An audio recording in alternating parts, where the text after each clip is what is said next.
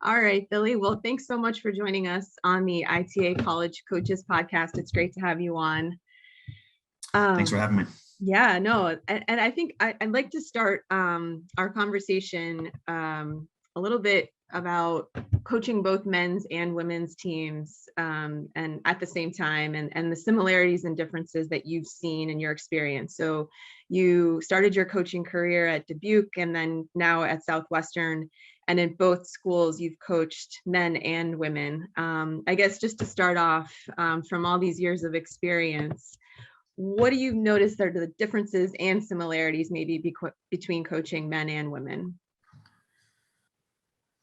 I think one thing that administrators don't recognize when they, create a position for head tennis coach of coaching both genders, that it's a completely different job.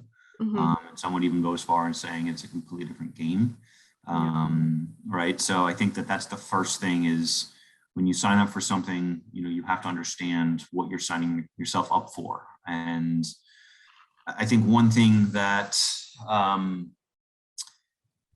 I've really has helped me just from the experience alone, but also getting older and having, management experience is I'm a completely different person coaching men compared to who I am coaching women.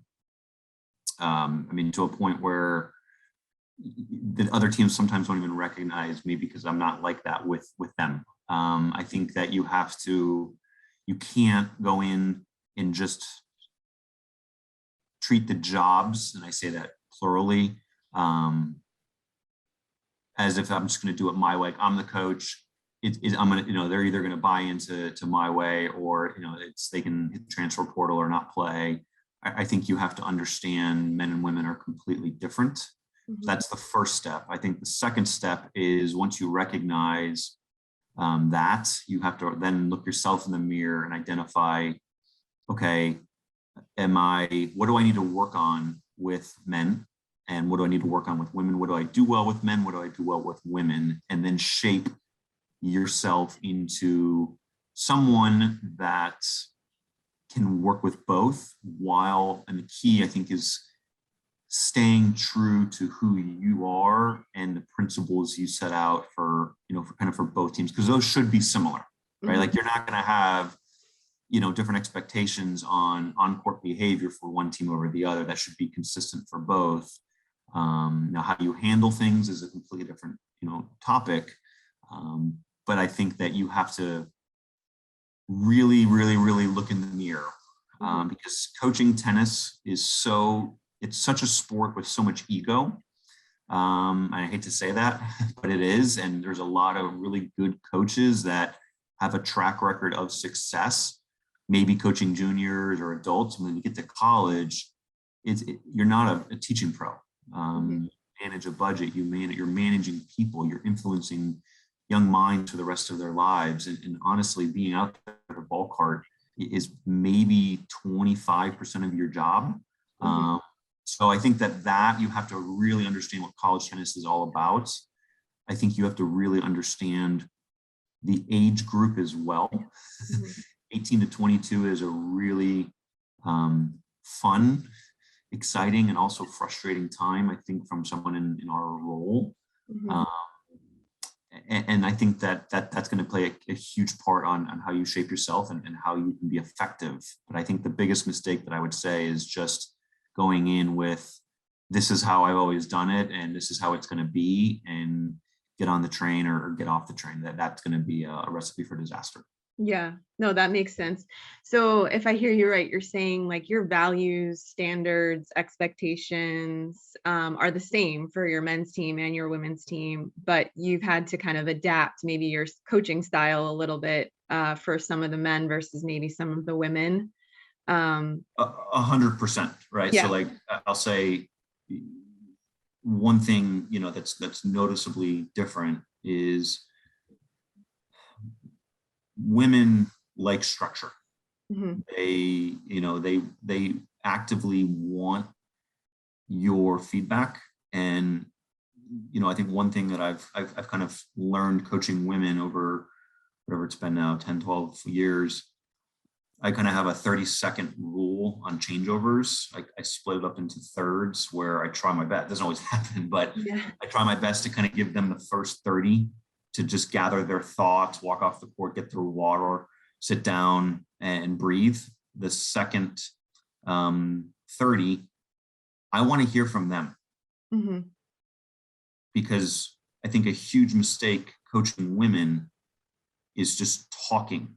There's an emotional release that I think is important when you coach women, that they can vent or get out what they need to say.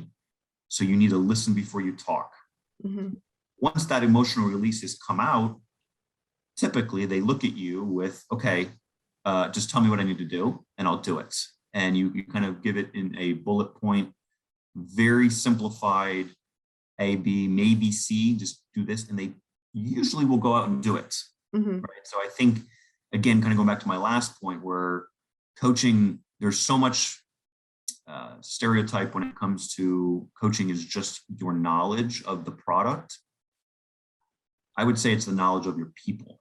Mm. And if you understand who you're working with, you're going to be more effective by catering to what they need. And even if it's less of you talking and less of your knowledge, your actual knowledge is knowing how to get the most out of them in a 90-second window. Yeah. Men, they sometimes you just got to get on them a little bit more. You don't have to really have that defined 30 seconds. You can talk to guys more. You can just tell them what to do more. And you can have a little bit more of a back and forth. I don't really have, with women, it's not a back and forth conversation. It's you talk and then I talk. With guys, it's more, let's talk through this together. Mm-hmm. And then hopefully you go out and do it. With girls, typically, or women, typically when I send them out there, I have a lot more confidence knowing that they're going to go out and do what I've asked them to do. Yeah. So that's a noticeable, trait, I feel like between coaching men and women. I think the other one, and this is really is everything, I should probably put this before the last one, is, coaching, especially as a male coaching women. And I can't talk about what it's like being a female coaching women. I can only elaborate on as a male coaching women, but I think the one word that comes into mind, and it's the only word, is trust. Yeah. And that's earned, it's not given.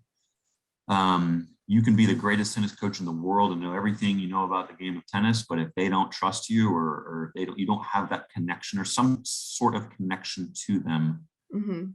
you're only going to get about 2/3 of your capacity of your knowledge through to them because they're going to tune you out.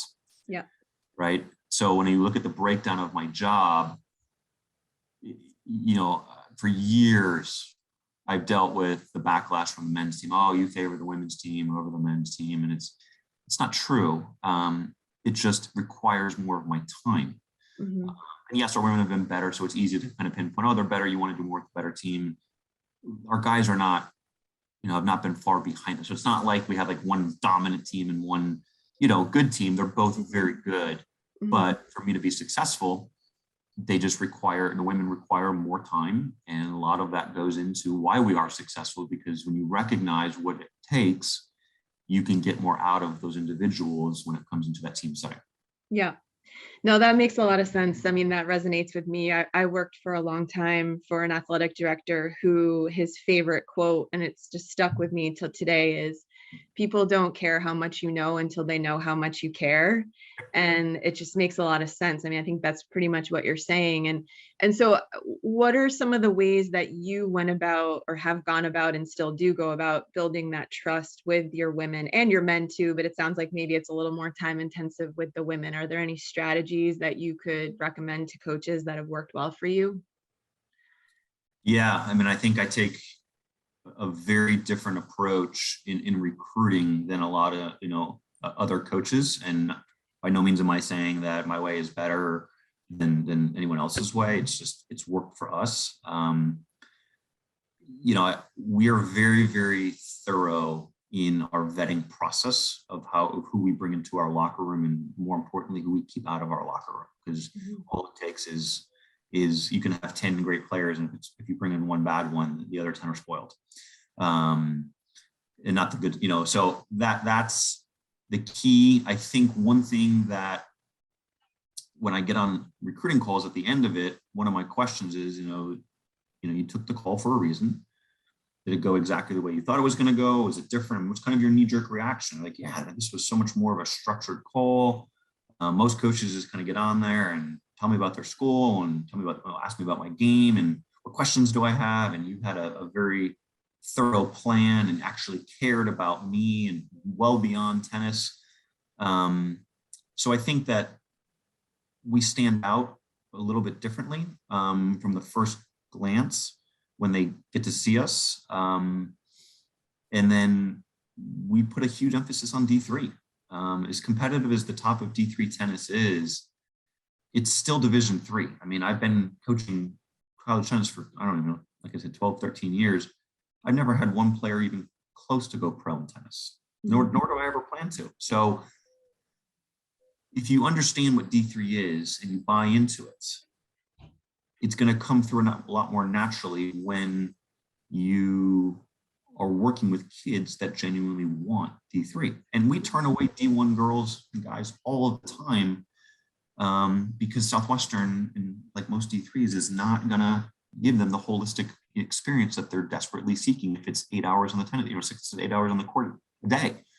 So I think we set expectations from the first phone call right away.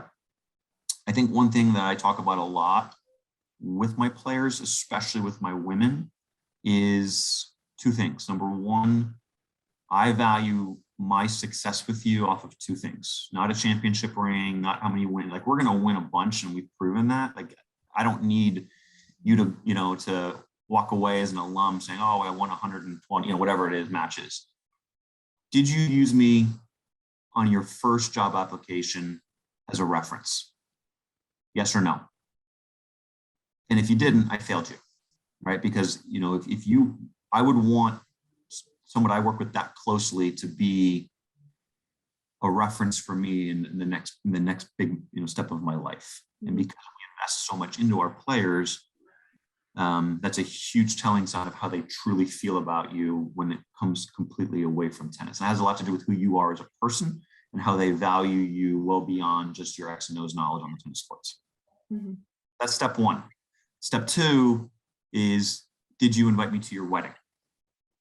And obviously, I'm still young enough and I haven't been doing this long enough where not a bunch of my players have gotten married yet. But the reason I say that is a wedding invite is someone that's a lifelong friend, right? And by no means am I their friend when they're on campus. And we actually have a saying in recruiting: do you want me to be your boss or you want me to be your bro? Because if you want me to be your bro, I'm the wrong coach for you. I'll be your boss. I'll be the hardest boss you've had. So when you have a real one, you're fully prepared when responsibilities actually kick in. Mm-hmm. And so I think that when you spend that much time and you're telling them, like, this is how I'm going to evaluate myself, they understand that you're deeply invested into them as human beings, well beyond the what can you do for me in 4 years here concept, where I think a lot of coaches go wrong. So again, I don't know if for those listening that are D1s and D2 coaches, if that applies. I think maybe not as much to the D3 model as maybe you'd like, but I think there's always room for improvement well beyond the wins and losses. And fortunately, at that high level, you guys get judged so much on wins and losses. But what people don't understand, I think, especially working in corporate for 5 years, is that the more you are about your people, the more the wins will come beyond your knowledge of the product, right? So I don't know if that's the answer you were kind of looking for, but we go really, really deep into our relationship building on how we get the most of our people in the 4 years here. Yeah, no, that's exactly what I was wondering. And so that's great. I wonder, for all of our coaches out there at all divisions, really, that coach both the men's and women's teams at their school, which is a large number, do you integrate both programs together in any way, like whether that's in practice or strength and conditioning, team bonding? Like, do you do any of that, or are they pretty much separate?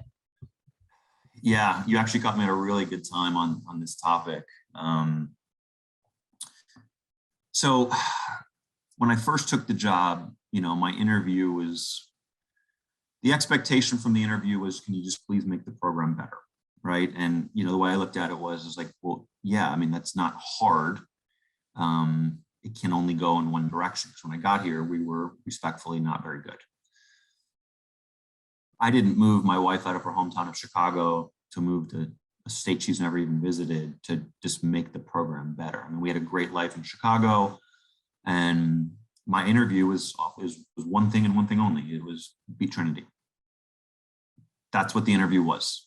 And when I accepted the job and I looked into it, I kind of looked at, okay, like, what am I going up against here? And they have 5 full-time coaches on staff, which is, I think, the most in all of D3 tennis. They have a head men's, head women's, they have a full-time assistant on each side, and they have a legendary, director of tennis, Butch Newman, who, his name carries a lot of weight, right? So I always kind of modeled myself of, okay, what are they doing? Because when I first got here, Trinity was going to NCAAs every year. Their men would get shipped to Minnesota, their women would go to California. So I looked at this model of, okay, we have to, if we're going to compete with them, we really have to slice it up down the middle, and it's men only and women only, because that's how they're operating, right? Like, we have to be singing the same tune to some of their recruits. If we're going to go up against them, we're going to recruit against them. Even though it wasn't a true split, because there was only one of me, and like I said, about 4 of them. I mean, I don't think Butch does too much on-court stuff, but still, the point being is that their resources were completely different. And I took a line with our captains when I first started. I said, we cannot create a dependency of the other gender to create an atmosphere during dual matches, because if we both make NCAAs and one of us gets shipped to Minnesota and the other to California, we're not in a position where we have the knowledge when it matters the most to support our teammates and create an environment for ourselves. So that's kind of how it started. And we had a huge divide, with my first recruiting class kind of on, with the other team was kind of not frowned upon, but there really was a true division among the, it's not like they didn't get along, but they did not want to collaborate, kind of like you're saying. We had an assistant coach from 2018 to 2021 who actually played at Trinity. And she, started this whole movement and process with me where she really felt like she felt that division, right? And one of the reasons we hired her was when she played at Trinity back in the day, that's when they were in their glory day. I mean, top 5, both sides. Why would I not want someone that had, the inner workings of a program like that? And she kept saying, you've got to get these teams together. Butch had both of us, or, for a while, I think Butch had both. I don't exactly, but regardless, her whole thing was, this could be a lot better than what it is. And we sat our current captains down at the time, or at the time the current captains, and we talked about this, and they both agreed, both sides of, of each team, and it started to get better, and it got better, and it's gotten a lot better since. I just had a phone call on Tuesday with Mike Freed from Wesleyan, who is probably one of my closest friends in D3 tennis. And our guys are scheduled to play them again in Orlando for spring break. And he's been fighting me on getting my women down to Orlando to play them as well, and playing at the same time. And I'm like, dude, I don't want to take our teams down. Like, we don't travel together. It's a recipe for disaster. It's not who we are. And he's like, let me tell you something, bud. I said, I've learned this being one of the only few coaches in the NESCAC that coaches 1. That is the greatest week of our players' season. They look forward to that trip more than NCAAs. And that trip of going to Florida together, staying, even if it's 2 separate homes, cheering each other on, just being on an island together, that's where we can sell our differences between the other powerhouses in the NESCAC, because those schools are so independent and have their own thing that they can't share that unity with the other team. And what he said is like, why do kids love playing college tennis? He said they love playing on a team. And he said, you and I both, as many disadvantages as we have having to coach both, this is an advantage we have where we actually control the narrative to bring these two teams together and not have to work with another coach to make that happen. I'm not going to go on record saying that I've committed to going to Florida. Like, he hasn't moved me that far yet, but my train of thought has completely shifted since that. I mean, not that, like I said, our assistant coach a couple years ago, she started it. She's moved me along the way. And now I'm starting to kind of see the other side of the equation here. I don't know if that's what you're looking for, but that's kind of where we're trending. So we don't practice together. We do share a locker room together. Now, it's not a locker room, it's a team room where they can leave their bags and their sweatshirt. They don't change in there, but we practice at separate times. So there's not this huge, crossover. But I think that a lot of the other thing I'll say is that we had a captain on the men's side back in 2018 that started something called Wine Wednesday. And originally it was just going to be a men's thing. And then it kind of grew into this massive tennis team thing where both teams came together, and it really became like a weekly thing. Not, of course, you didn't have to partake in the name of the title, but there was still a platform for all of them to come together that they all enjoyed. And I think that really helped slingshot them coming together more than being divided. Yeah, no, that's great. That's awesome. So from a logistical standpoint, I mean, you're fortunate you do have an assistant coach, and I believe you also have a volunteer coach. Lots of our coaches that coach both programs don't have an assistant, but just logistically, I mean, it's a lot of work, right? When I speak to coaches that coach both teams, I mean, there's, as you mentioned earlier, there's so much more to the job than just forehands and backhands, right? There's all the off court and recruiting and so on.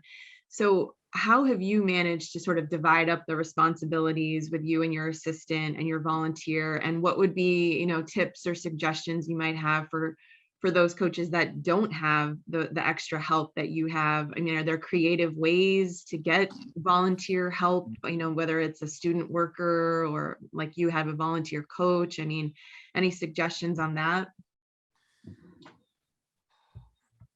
Yeah, I mean, I think it kind of goes back to what I said earlier. You have to understand when you signed your contract what you signed up for.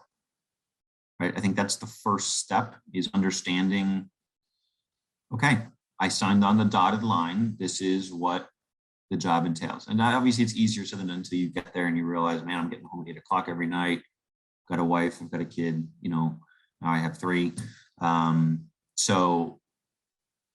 But I think perspective is key. We moved the needle, well enough with our progress that we kind of got to a point back in 2016 where I just said, we've got to do more. I think the administration kind of realized that they got more than what they bargained for, which is great. I mean, and they played a big part in that. I mean, they supported us to get to what we needed to do, and then they realized, okay, like this tennis has been consistently good, and we're gonna break this guy if we don't get him some help. I think how you work with your administrator is, again, another part of the job that a tennis pro just doesn't have to deal with nearly as much. And so I think that relationship with your boss is very important, and making them understand what you're going through. I think one thing that I was very big on, and this goes across for all divisions, but like I said, our men's and women's basketball has adequate staffing to everyone else in the country and in the conference. I mean, you have a head coach and an assistant coach on both genders. Soccer is kind of the same way. So like there is no, everything is equal. Now, who you hire is a completely different story, right? The challenge with tennis is that it wasn't equal, right? Like it's one of those unique sports where you have one that coaches both, you have some that have assistants, some that don't. So we got this position proved to be a part-time position. And we ended up hiring a guy that played top 500 in the world ATP. And both teams loved him. And then him and his wife ended up starting a business, and he had to, tend to that, and which is completely understandable. And then we ended up hiring the other individual that we that applied for the job when we opened it up back in 2017. And, I think for us, so it's not really a good of a tip, but just being in Austin, I mean, there's a lot of tennis here.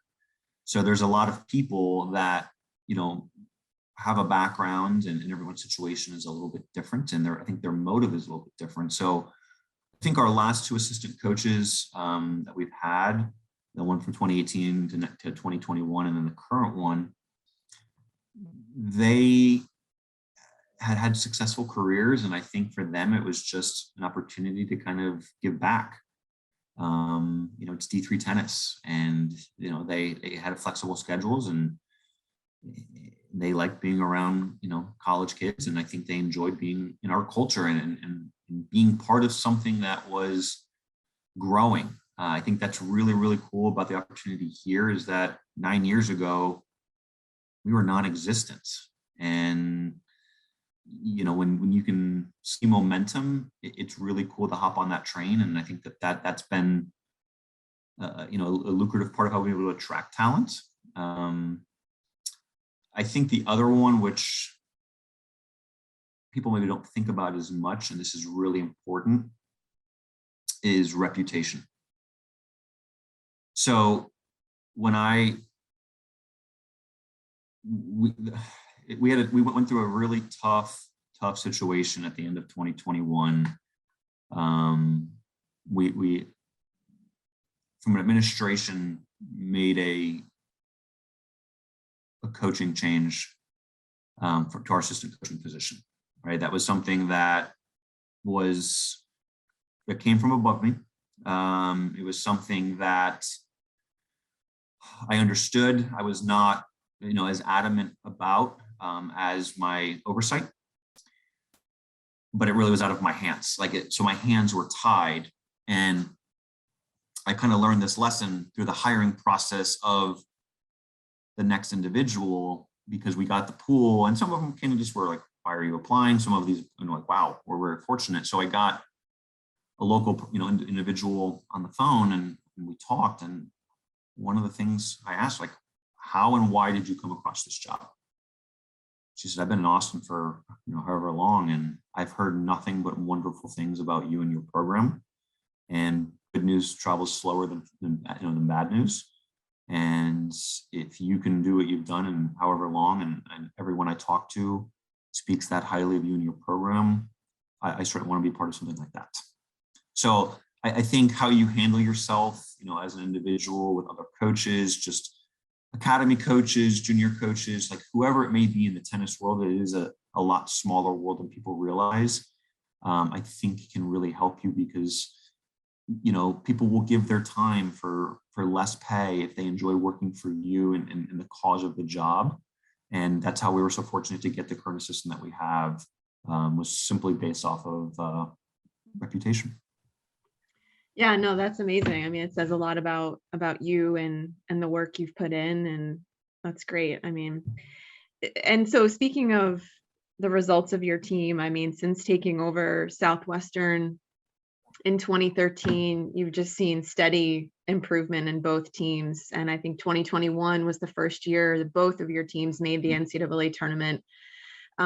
So when you look back on that progress over the last 9 years, can you point to keys that have helped you turn both programs around? Were there any turning points, or what was your focus, and how do you think you've been able to make those jumps? I mean, I think the first one, and it might be cliche, but it's so true.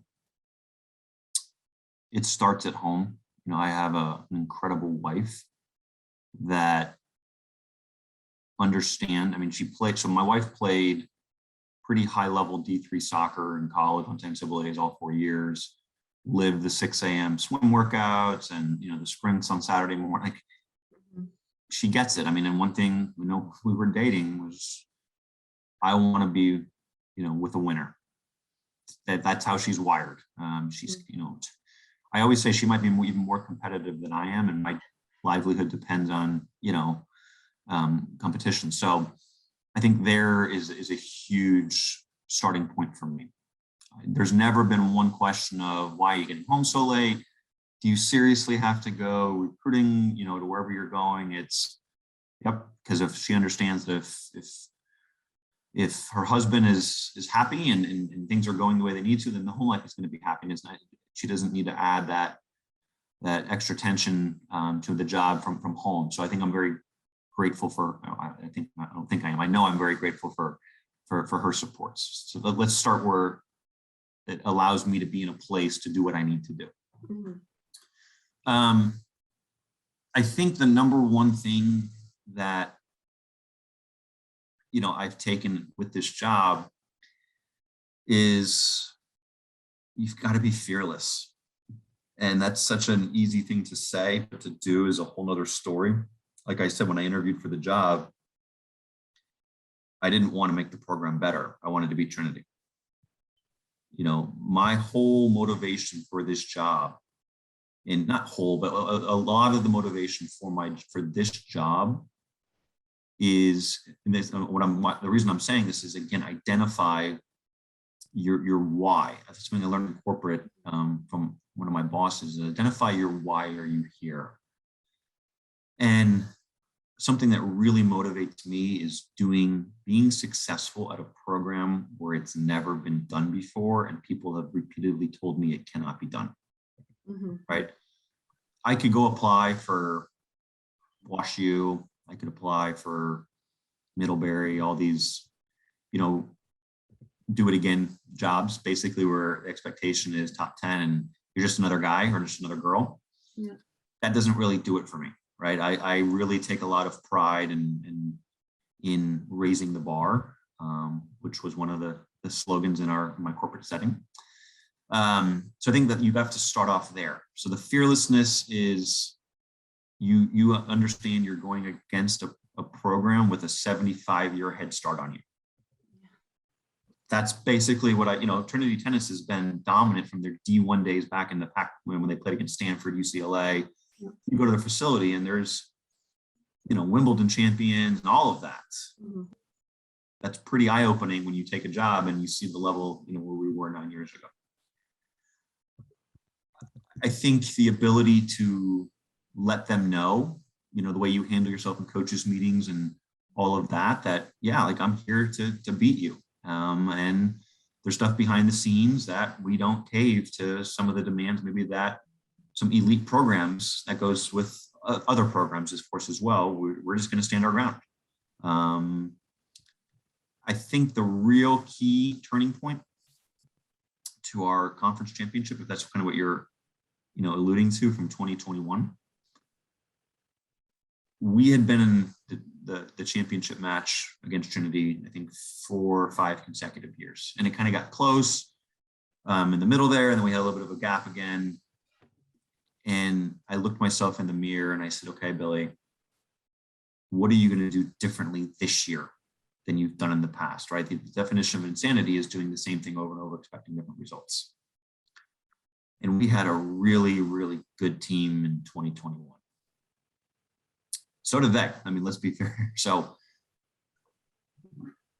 I brought the girls in exactly 1 month before the conference final match was scheduled, which was on May 2nd. So on April 2nd, I brought the team in and I said, okay, here's the deal. I said, every spot is wide open. We are starting the season over brand new. And if you think that you're the first one that's going to be out of the equation, you're probably going to find yourself in. And I said, if you think that you're safe, you're probably going to be the first one out. And the next month will determine exactly, that. So there was about 8 in the mix. And some of them, of course, are going to hear that more than others. And I remember we ended up making our first moves for the end of the season Trinity match was on April 17th. And we'd never beaten them in program history.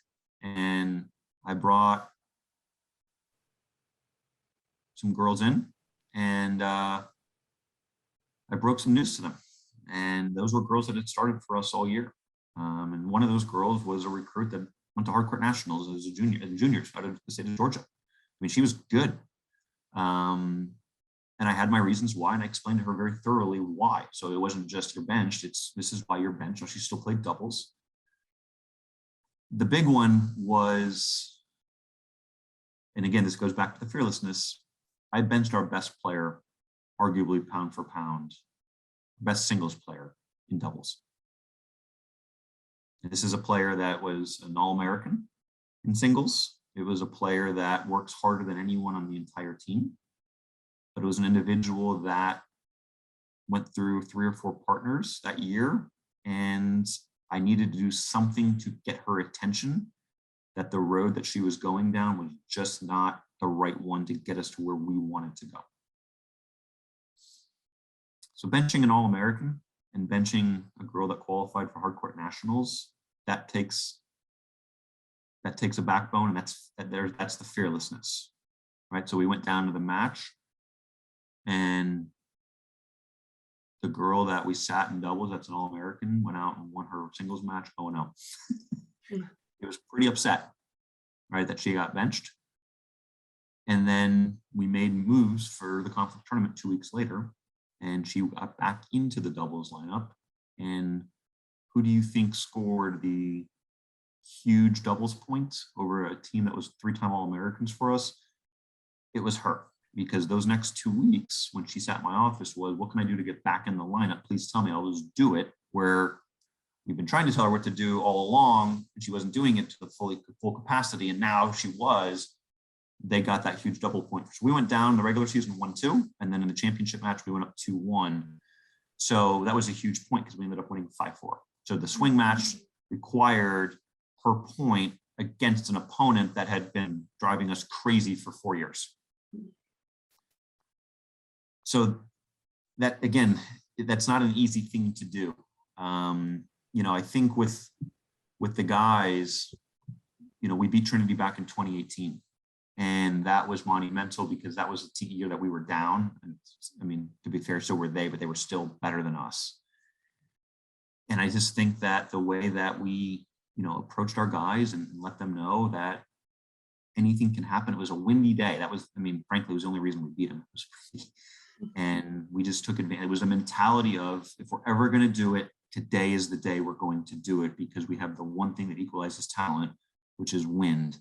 And we never backed down to them, and we never have looked back since. So I think that fearless, I know it's a long answer, but the fearlessness is the absolute key to success for us, of making tough moves and being able to see the result of it. I think gives you motivation to continue to do that even more. Yeah.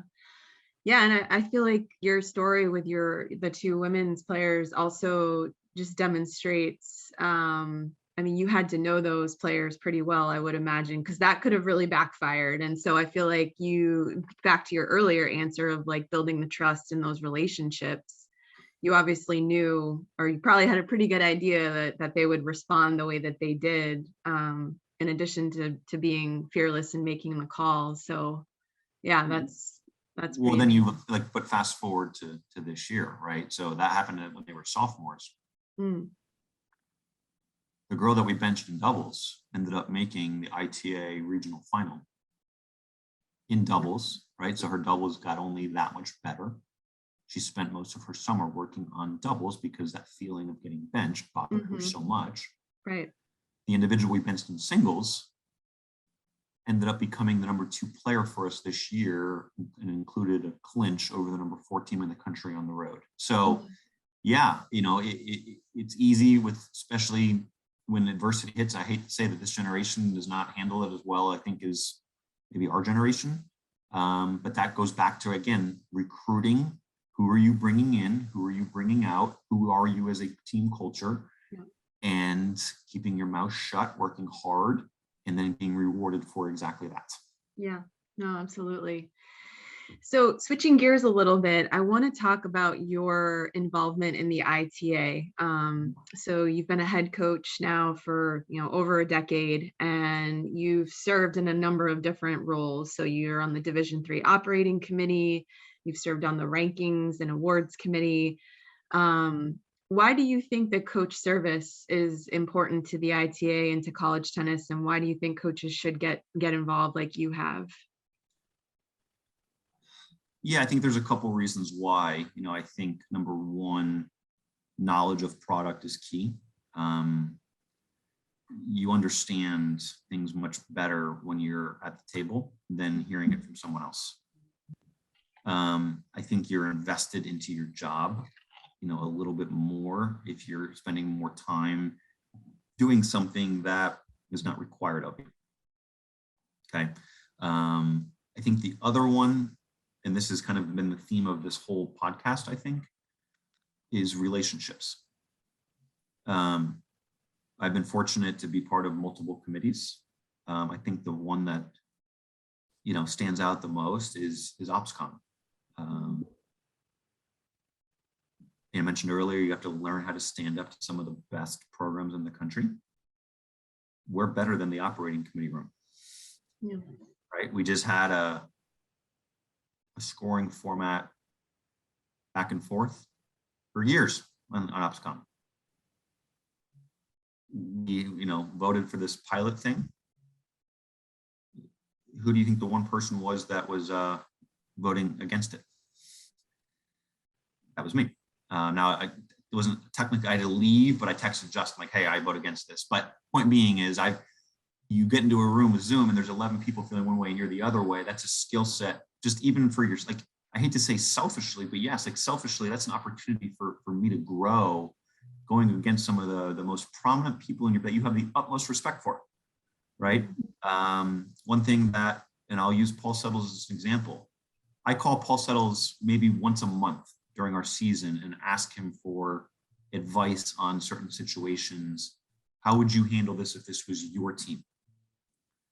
Me and Paul Settles have had our fair share of back and forth on the operating committee, floor on D3 tennis items that we are not seeing eye to eye on. But when you learn how to communicate with people effectively, when you have conflict or disagree, that only makes you better at your job, because coaching college tennis is exactly that, right? So instead of being the one in power over your players, you're doing it as an equal to others.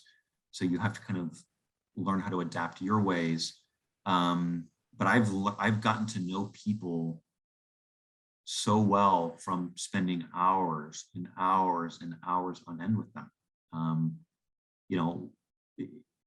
I'll use Trinity's men's coach, again, who we've had our back and forth battles with. I mean, of course, it's a rivalry, but man, even though I'm the chair of the committee, he's taught me things and how to look at things from a rankings perspective, because he put so much time and effort into it. And there's respect, there's mutual respect there just because of that. If I need to turn to someone on a ranking matter, he's my first go-to guy, because I know, he's prepared, but more importantly, maybe he can teach me something as well. And then I can teach that to somebody else, so that when I roll over, that position is in a really good spot, because my full education of this product, I've maximized that to its fullest. Yeah, no, absolutely. And backing up a little bit, how did you get started volunteering on these committees? Because that's a question I get a lot, is like, well, how do I get involved? And to the newer coaches in the profession that might be interested in this, everyone's busy. I mean, you have 3 kids, 2 newborns and a young child, and obviously a wife and a full-time job. I mean, what would you say to that coach that's looking to get involved? There's time. I know it doesn't seem like there always is, but I think, again, that's what makes you really good at your job, is like anything else in life. What are your time management skills? How did I get involved?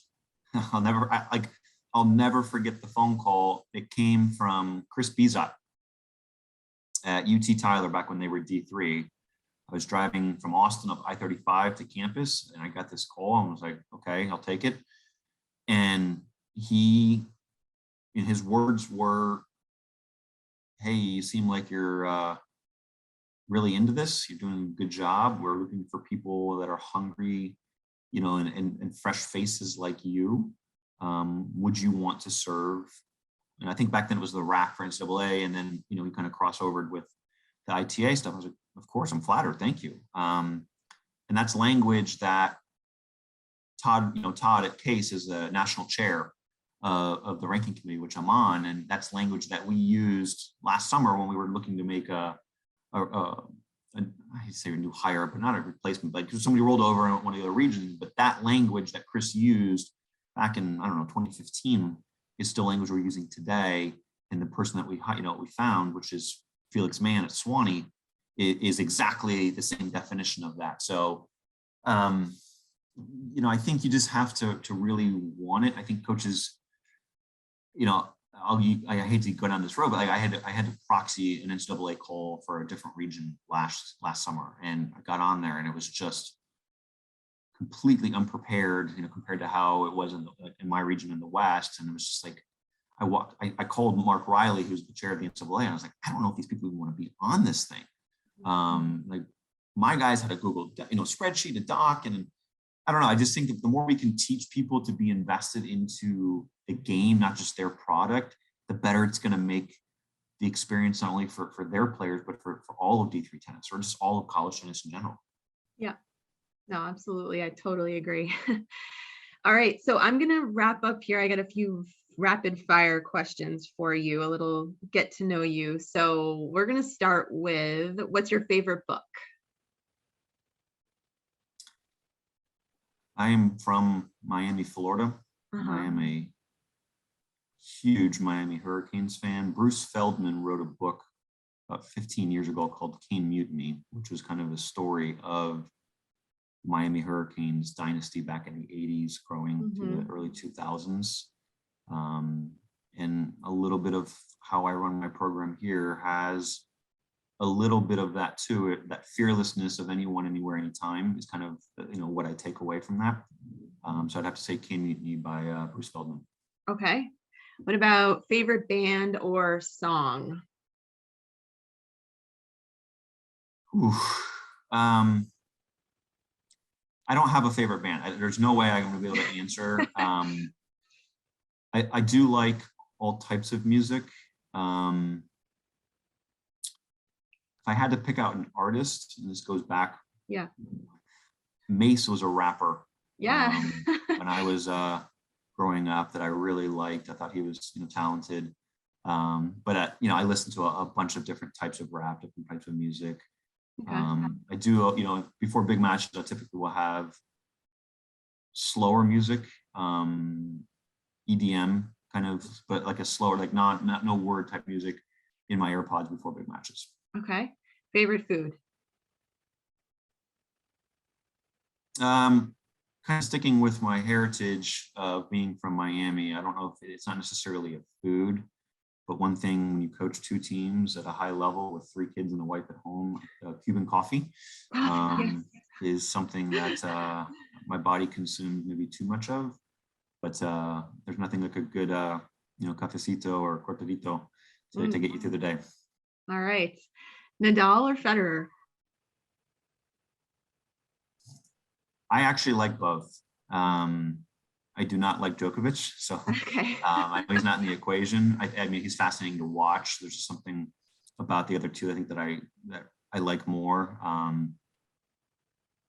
mean, it's hard to go against Federer just the way he is, but it's also, I mean, Nadal is much watch TV as well, and I think they both handle themselves in a way that kids can look up to. So I'm going to go both, but I don't know if that's what you're looking for. But that's a tough choice. I enjoy both. Okay.